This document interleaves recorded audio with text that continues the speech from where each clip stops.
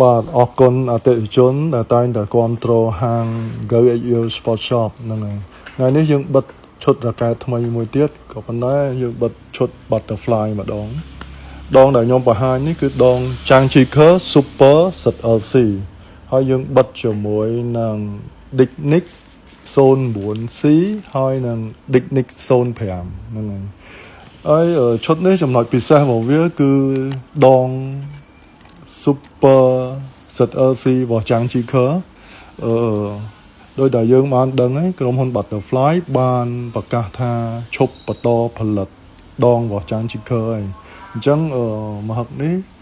ដងរបស់ Changiker លក់ដាច់ហើយអ្នកខ្លះគាត់លក់តម្លៃឡើងថ្លៃនៅហាងខ្លះក៏លក់ឡើងថ្លៃអីអញ្ចឹងទៅដោយសារថាគេឈប់ផលិតហើយដងនេះដោយសារគេពេញនិយមប្រើច្រើន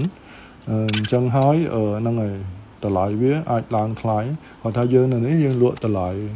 ធម្មតាអត់ឡើងថ្លៃច្រើនទេហ្នឹងហើយយើងលក់តម្លៃធម្មតាហើយដងហ្នឹងលោតល្អ control ល្អហ្នឹងហើយឈុតនេះគាត់បិទហ្នឹងហើយជាមួយនឹង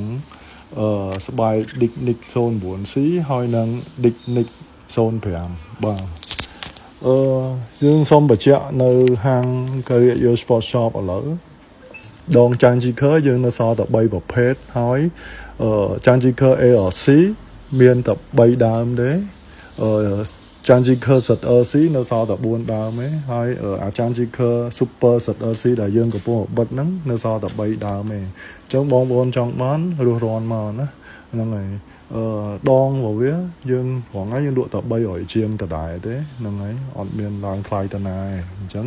វាសល់តែតិចទួចមែនតើអញ្ចឹងបងប្អូនយើងត្រូវការអាចសូត្រមកណាហ្នឹងហើយអរគុណហ្នឹងហើយអរគុណច្រើនហើយ Telegram លេខ016 36 80 87ដែរណាអរគុណច្រើន